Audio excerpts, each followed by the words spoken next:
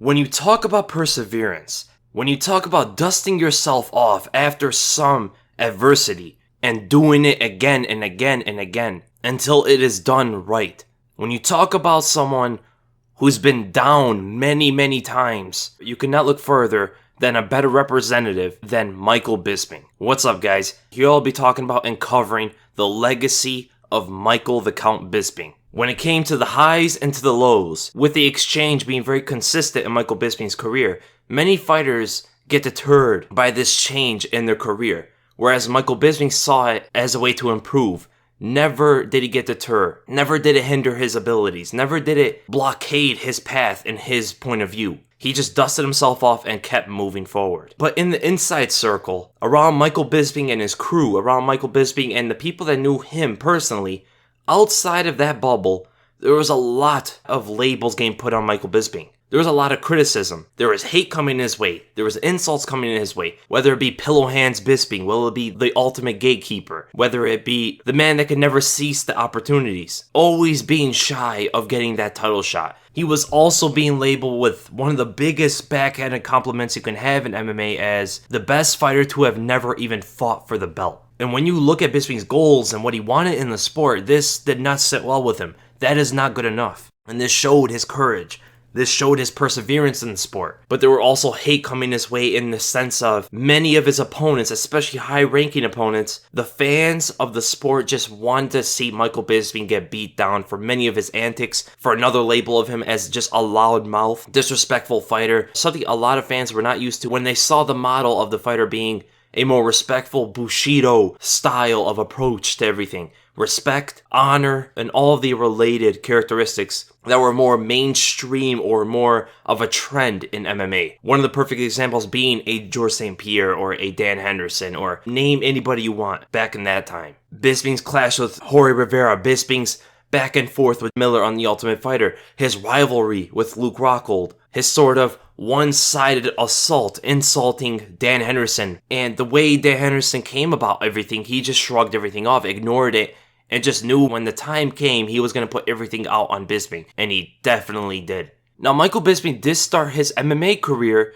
in a very positive note, starting his career with a 14-fight win streak. Before he got into the UFC, he was 10-0. Most of these fights being finished, and also being finished surprisingly in the first round. Now, that is something many fans don't know about Michael Bisping. He was known to be this knockout artist coming into the UFC, specifically into The Ultimate Fighter, where his career really began, which is Ultimate Fighter Season 3. Although where everybody found out that Bisping, and of course they had this idea that the British, especially Michael Bisping and Ross Poynton coming into the Ultimate Fighter, everybody thought that they were going to be these loudmouths coming from Europe and just trying to show what they can, right? At this stage of the UFC, it was very hard for European fighters to get the eye of the Americans. It was very hard to do so back then. So when Bisping and Ross Poynton came into the Ultimate Fighter, they grew a lot of support from the European fans, especially the English fans. But they showed this brash attitude, especially for Bisping. With this brash attitude that many didn't respect, they respected his skills. They knew that he was this striker, this knockout artist, so everybody was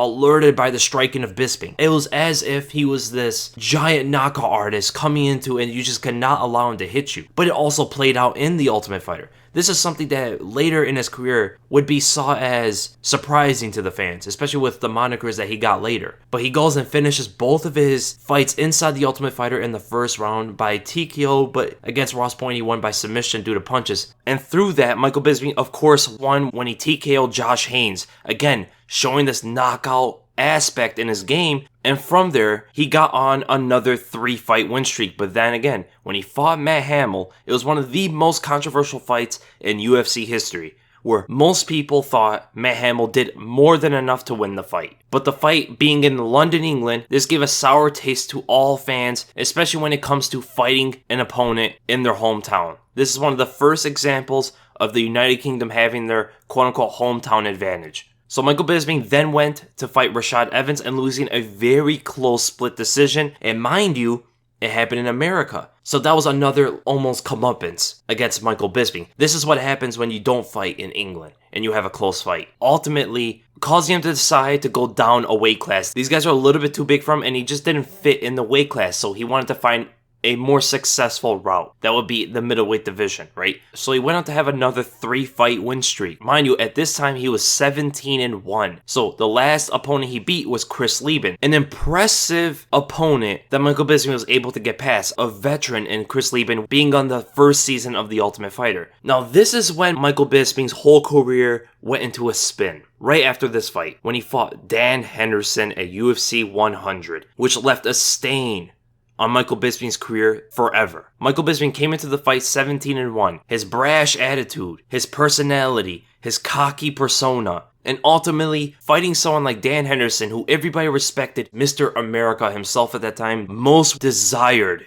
They wanted Dan Henderson to win this fight, especially when they saw both of them coach on The Ultimate Fighter Season 9, where they initiated the United States versus the United Kingdom, where the English were just dominating the Americans on the show, and Bisping was just as brash as possible. And Michael Bisping flaunted it on The Ultimate Fighter at a time where the ratings and the viewership of the program was much higher than it is today. Many people saw Michael Bisping's personality, throwing jabs at Dan Henderson, and they wanted Dan Henderson to win this fight. So then it came, UFC 100, one of the biggest events ever in MMA, with guys like Brock Lesnar being on the card, George St. Pierre being on the card, but you had Dan Henderson versus Michael Bisping, which was one of the most looked at fights, specifically because they wanted to see the loudmouth, young and brash British fighter finally get put down after seeing him on the television for months on end. The Rashad Evans loss was not enough. They wanted to see this finally end for this guy. So what happens in the fight? Dan Henderson finally puts everything out on him, knocks Bisping out in the first round in one of the most iconic and repeatedly played scenes you could ever see in any combat sport. So far as where Dan Henderson jumped and flew on top of Michael Bisping's unconscious body, crashed on top of him with a punch to the face to further put everything out he had for Bisping. Dan Henderson even went to go and create that as his logo. Fans couldn't get enough of this. They replayed this many times, countless times, going back to this, even across all the highlights, across all the videos, became some people's profile pictures on social media, some of the top knockouts ever put in compilation for the sport.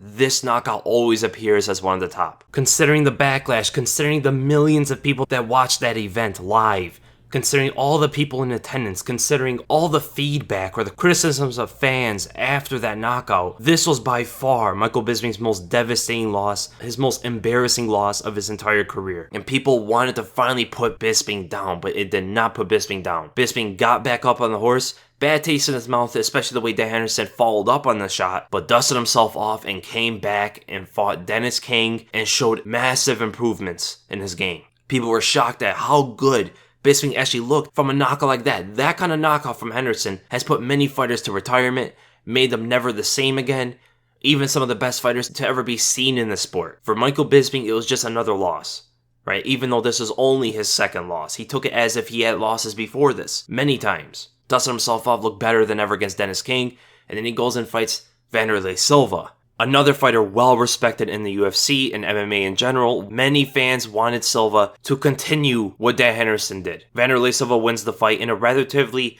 closer contest than people expected. People expected Wanderlei to walk through Bisping, eventually knock him out, which didn't happen. Bisping showed his toughness. Now, Bisping just lost 2 of his last 3 fights. But even losing to the best opponents he's ever faced in his career, he still dusted himself off, got up, went back to the gym, and tried to fix his mistakes.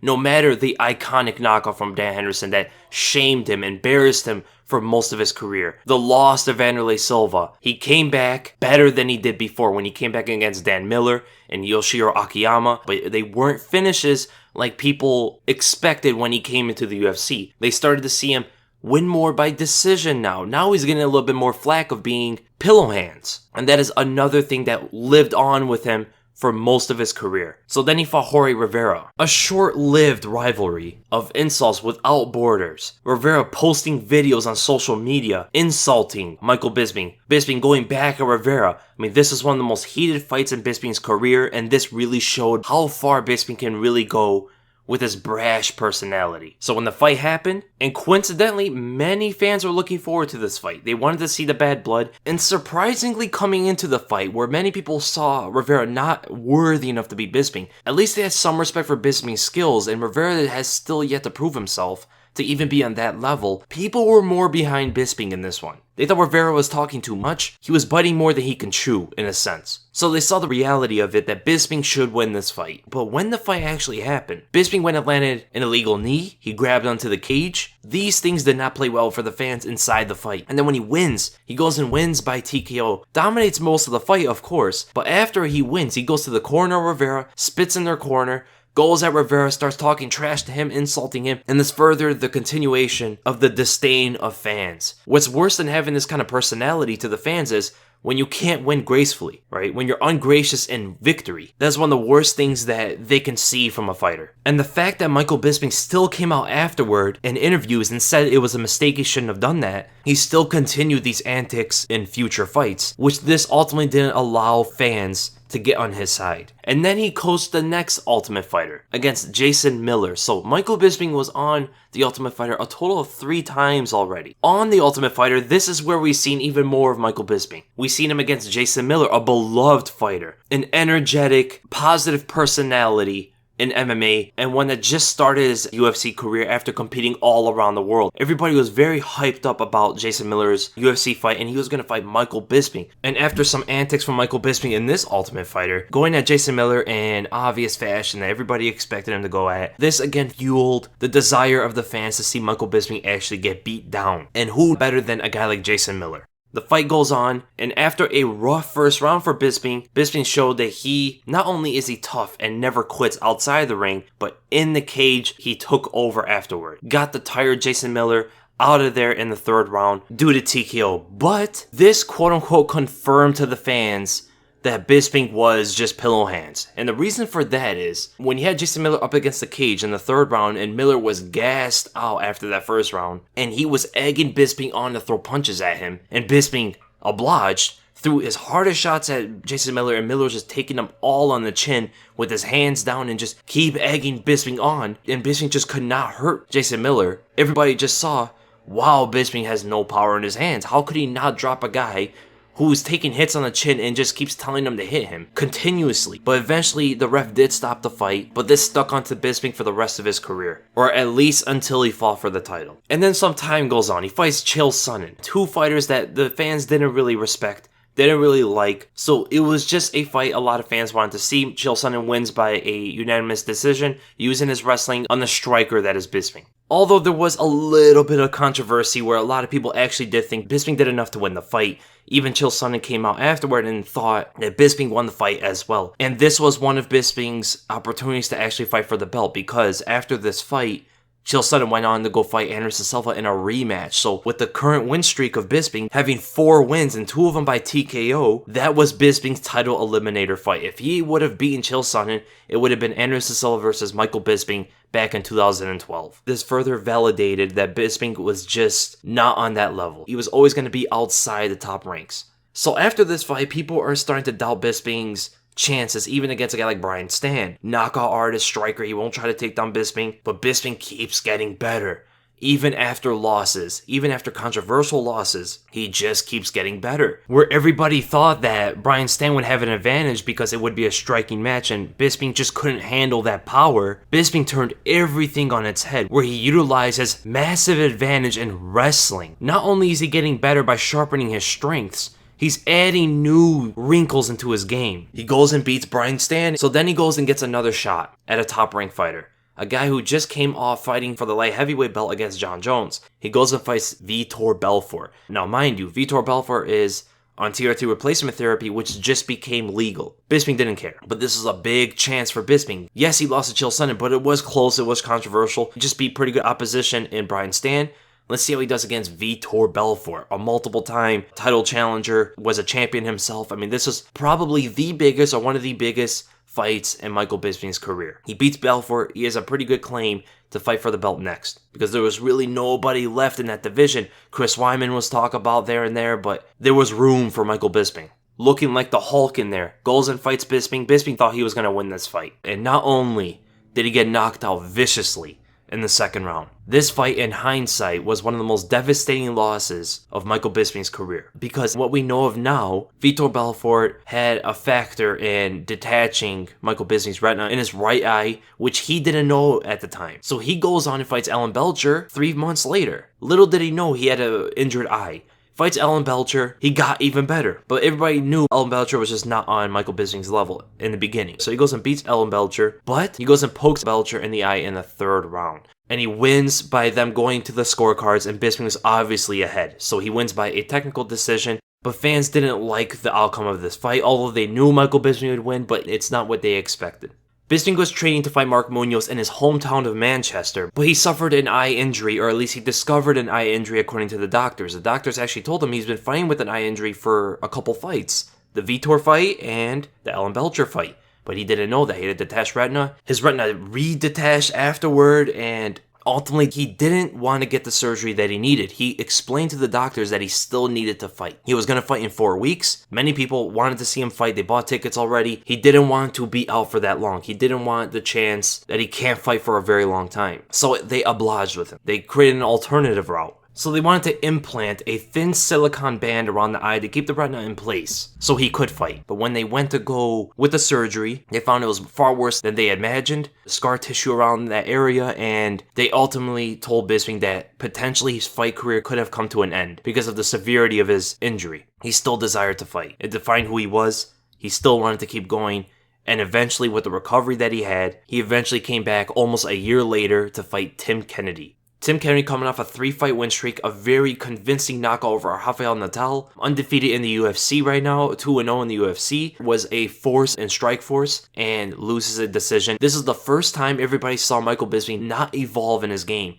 He digressed in his game. Ring rust showed in his career, couldn't stop the takedowns, couldn't get up off the bottom for the first time in his career. Loses a very dominant decision, shocked many hardcore fans of the sport. And everybody would start to question Bisping's future by now. Where is he going to be at? Because now he just lost 3 of his last 5. And every high caliber opponent he's faced, he has lost to them. He has never won the big one. The fight with Dan Henderson was supposed to be a title eliminator fight. He loses that. He fought Wanderlei Silva. If he would have beaten Wanderlei Silva, he would have been right up there for the title shot. He loses that one. He fights Chael Sonnen, again, off a 4-fight win streak, and loses. That fight was also a #1 contender fight. So now he loses to Tim Kennedy. He's been up and down, knocked out, eye injuries. None of this talk stood well with Michael Bisping, right? He wanted to get right back in there. He wanted to prove the analysts wrong, the experts wrong, the fans wrong, everybody wrong. He wanted to get back in there and get that win. So 4 months later, he goes and fights Kung Lee in China. For some reason, Michael Bisping always wants to prove himself in China, but he goes back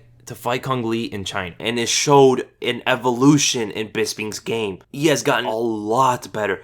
But then again, he's fighting Kung Lee, who's been out of the game for a very long time. But he KOs him in dominant fashion. I mean, Bisping showed his striking savvy skills in there against a striker himself in Kung Lee. Put all the doubts out the window. So then he fights Luke Rockhold. The winner of this is that much closer to fighting for the belt. Another rival of Bisping, back and forth. Luke Rockhold came from Strikeforce, got some impressive wins in the UFC. People were wondering, how is Luke Rockhold going to do against a veteran in Bisping? And what many fans were saying, the gatekeeper of the UFC. After back and forth, trash talking, people were rooting for Luke Rockhold. The fight goes on, Luke Rockhold dominates Bisping, head kicks him, falls him to the ground, submits him, the first fighter to ever submit Bisping in his career in the 2nd round. Another humiliating defeat. So by this time, Bisping has lost 4 of his last 7, having exchanged wins and losses in his last 7 fights. Further, quote-unquote, proving that he is only a gatekeeper. He can't win the big one. This is where he's going to be for the rest of his career if he continues further. So then he fights CB Dalloway, he fights Tellis Latis. These are not impressive fights. CB Dalloway and Tellis Latis just furthered the argument that Bisping should retire by now. There is nothing left for him.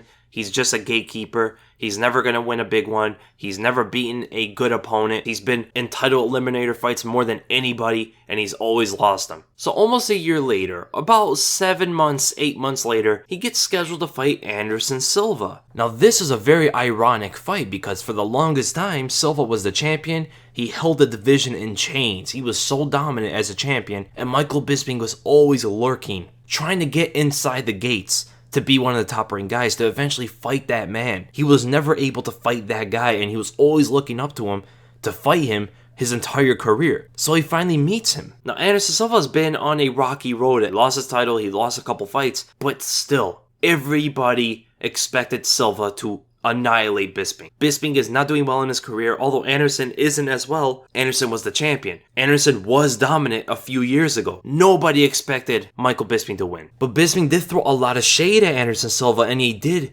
tell to the public how many times he fights people who are on steroids, who have done PEDs, who have cheated in fights. He noted Dan Henderson, he noted Vitor Belfort, and now he's noting Anderson Silva. This did not sell well with fans, although it was true to an extent. Silva did pop for some sort of PEDs against Nick Diaz. The fans still hold disdain against Bisping for this. It didn't matter at the end. There was no way Bisping was going to win this fight. Silva being nearly a 3-1 favorite, fighting Bisping in his hometown. So there he is.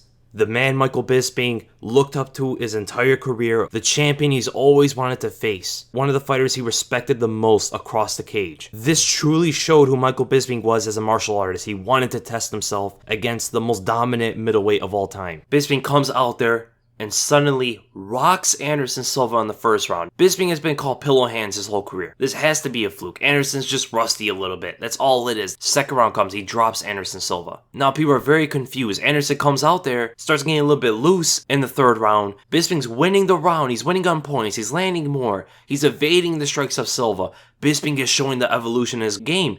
He has progressed further than anybody ever expected. No one expected someone to be as down as many times as he has to keep evolving, to keep progressing.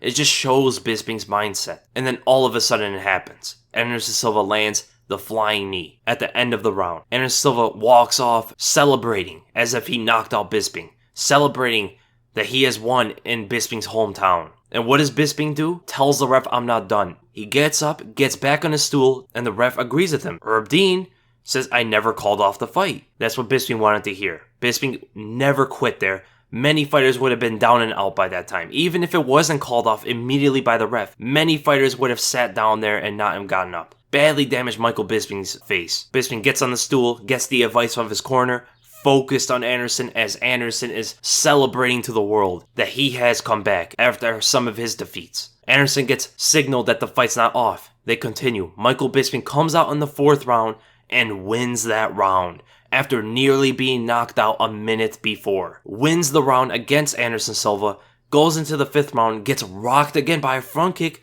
very similar to the way Vitor Belfort got knocked unconscious. Bisping takes it, walks forward again, fights until the end of the fight, and what you know, Michael Bisping beats Anderson Silva in a decision that fans to this day deem as a robbery. But the image everybody witnessed of Michael Bisping getting back up there after being nearly knocked unconscious, dusts himself off, and wins the next round. People have gained a new respect for Michael Bisping after all he's been throughout his career. Credit to the media, described and explained how important this fight was for Bisping. What he has been throughout his entire career. He never beat the opponent. He never beat the big name. Whenever he got matched up, he lost in devastating fashion, or he just got humiliated by being called pillow hands, a gatekeeper. He finally wins against one of his idols and one of the most prestigious opponents he can ever face. Now Michael Bisping has turned a corner. Mentally, physically, for him, the fans' view.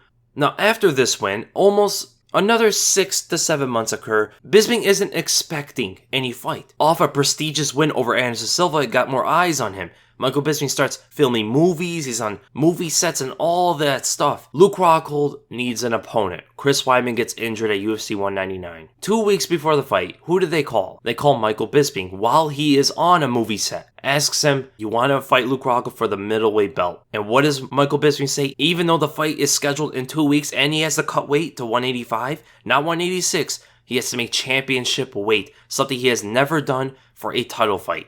This is his first title fight ever offered, and the first title fight he has ever gotten. Bisping, of course, says yes. With the mindset Bisping has, the perseverance that he has, the toughness that he has, there's no way Bisping was going to say no. The fact that he even took the fight gained even more respect from fans. But it was a lost cause. Luke Rockhold's gotten better. He beat Michael Bisping, almost finished him with a head kick and submitted him in dominating fashion the first time. Rockhold's gotten so much better. Yeah, Michael Bisping did too, but he couldn't have gotten better than Luke Rockhold.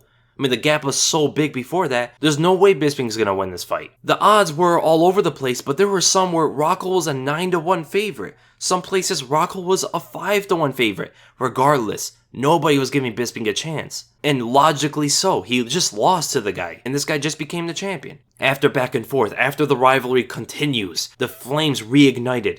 the back and forth between them, now you start to see Michael Bisping's support. People are not liking the whole cockiness of Luke Rockhold, dismissing Michael Bisping. Yeah, it's understandable, but the way, in the fashion that he was doing it, it was as if Michael Bisping, there's no way this guy's even going to touch me. I'm just going to walk in front of him. And Rockhold even mentioned that he was injured and still confident he can beat Bisping. Chris Weidman beforehand was mentioning how he can beat Bisping with his eyes closed. There's a lot of insults coming at Bisping. They go out there and fight. What happens? The pillow hands Michael Bisping goes out and knocks Luke Rockhold out in the first round off a 2-week notice and have to cut to championship weight, coming off a movie set, knocks out Luke Rockhold in the easiest fight in his career. Bisping has turned heads. Bisping has shifted the narrative. He is not that gatekeeper anymore. He's not that pillow-handed fighter anymore. He's not that unskilled fighter anymore. He's not this fighter that should retire. He has no future. Everything the fans called Bisping, everything the fighters called Bisping, all the disrespect he has gotten got turned on its head.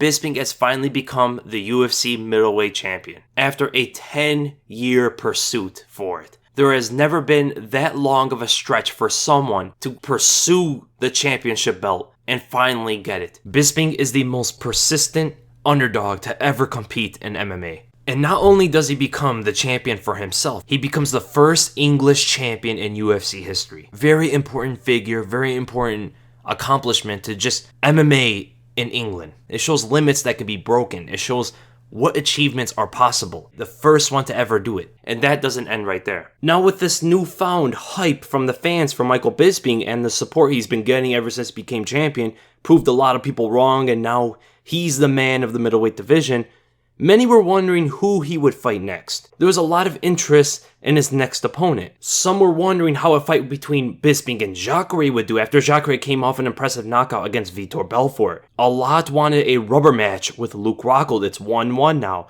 Both finished each other. How is the next fight going to go? Some were speculating about Chris Weidman, who got the title shot against Luke Rockhold but got injured, so they were wondering how he would do, the former champion, against Michael Bisping, especially because both of them have been going forward and back in the trash talking. Many were also speculating about Yoel Romero. But shocking, Michael Bisping had a big say in who he was going to fight, and the opponent he picked was unsatisfying to the fans. He picked Dan Henderson. Now, Dan Henderson is 46 years old. He's been knocked out. He's at the later stages of his career. Henderson even came out and said his next fight will be his last. So, when Bisping picked Dan Henderson, essentially on Henderson's retirement fight, this did not sit well with the fans. It seemed to everybody that Bisping was just trying to avoid all the competition.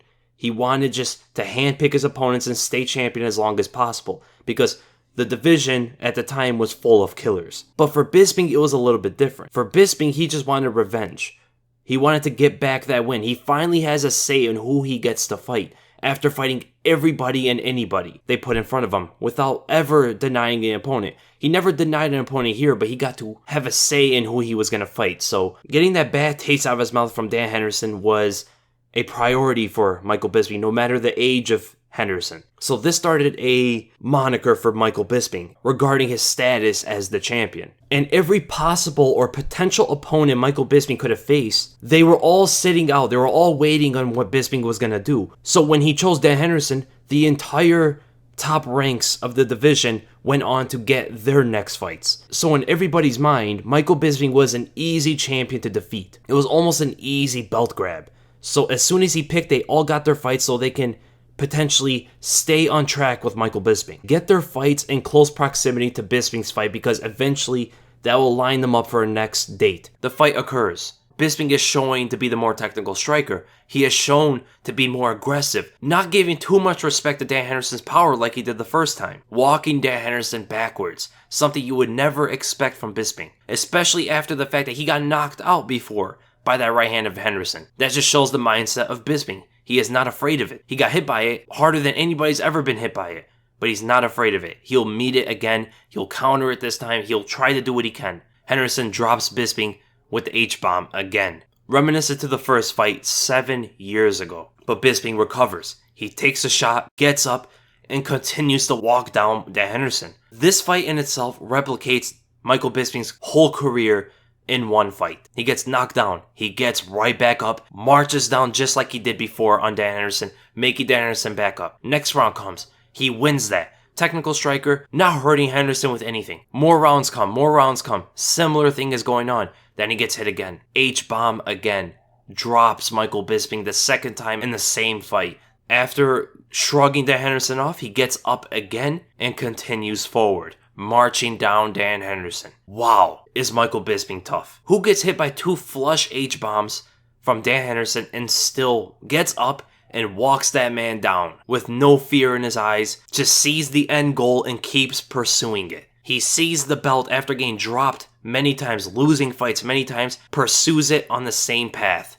Keeps going, trying to get better, trying to fix his mistakes, just keeps his eyes on the prize. Nothing will detour him. Same thing happens in this fight. He wins a unanimous decision, a close fight, but again, a little bit controversial. But then he starts calling out other fighters. He doesn't fight Robert Whittaker, the interim champion. He wants a big money fight. Now, he won't turn down anybody, but he wants a big money fight. He's calling out Georges St. Pierre. This did not sit well with the fans. In the fans' eyes, he is quote-unquote turning down the biggest fights in the division, or the most challenging fights in the division. Robert Whittaker is the interim champion. How can you not fight the interim champion? You're going to fight a guy who's coming off 4 years of semi-retirement, right? Why don't you fight even Yoel Romero, who's been calling you out for years, and you have this history with him? But you're going to call out a welterweight who is not really in fight shape. He hasn't been active at all. And he's also smaller. This put more disdain against Bisping. Although people still had this praise for him for what he's been through in his career. And the fact that he's finally champion, people were wondering how is he going to be as a champion. People started calling him one of the worst champions in UFC history. He called out Dan Henderson, who wasn't even ranked in the top 10. Now he's calling out a welterweight who hasn't fought in 4 years. This view of Bisping grew again after a short-lived continuous praise for him. GSP finds an opportunity. GSP takes the fight. This is the only middleweight he will fight. He is confident in his skills against Bisping. Many people were expecting GSP was underrating Bisping, something fighters and fans have been doing his whole career. Bisping wants this. He even mentions it. I've always been the underdog. I've always been underestimated. The fight goes on. With a lot of promotion, one of the biggest events in recent UFC history goes on. And he loses in a more dominating fashion, but in the highest profile fight of his career. Bisping was contemplating retiring. He was contemplating when he's going to retire. He wants to fight one more time in his hometown. He's thinking about the retirement fight. He's older in his career. He's seen he's done everything he wanted to in his MMA career. But the loss put a bad taste in his mouth, and it showed the same mentality from Bisping. Losses do not diminish his focus. When he loses, when something goes wrong, when something can be fixed, he is eager to get back in there and fix it. So he goes and takes a fight 3 weeks later, exactly, against Kelvin Gastelum in Shanghai, China. Takes a fight with a younger knockout artist and gets starched in the first round. So after this, Bisping was deciding, should I retire? Should I retire? Who am I going to retire against? Bisping eventually decides to retire. Now for Bisping, he is the only fighter to be knocked down 6 times in his career and win. He was the first champion from England ever, and he came into the UFC where English fighters were just not as present. He has one of the most wins ever in the UFC. He had one of the longest roads ever to winning the belt, but he still continued forward. He still got better. He hit his prime in his later 30s. He won the belt in his later 30s after starting his career at a very young age. This in itself shows the perseverance, the toughness, the no back down mentality, inside the cage, outside the cage, and showed the perfectionist that is Bisping. Although he was never perfect, he wasn't the most skilled fighter. He wasn't the most technical fighter. He wasn't the most powerful fighter. He wasn't the fastest fighter. He wasn't the smartest fighter. And he will admit that to you. But man, was he the toughest fighter you have ever seen. Man, was he the most resilient fighter you have ever seen. Always coming back. Always recovering. Always trying to get better. Nothing got in his way to throw his eyes away from his goals. When everything seemed hopeless, when everything seemed lost, Bisping was one of the only ones, not even the fans, but Bisping himself in his own career was the one that continued forward and had the feeling, knew that he had to win that belt. He wanted to win that belt. Where you will see the opposite happen in fighters' career. When things go wrong for them, the fans believe that you just gotta do this, and you'll be back.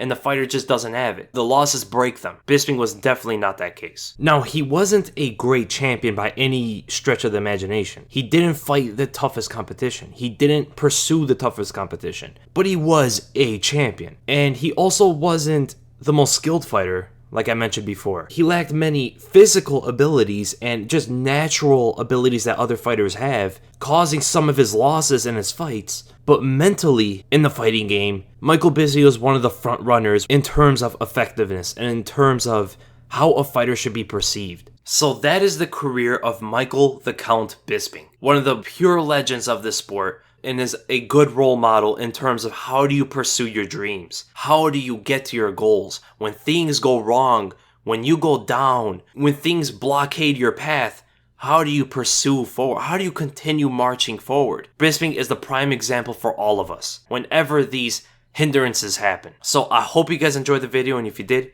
make sure to give it a thumbs up, and if you enjoy my content, make sure to subscribe. And again, thank you guys so much for watching, and I'll see you in the next video.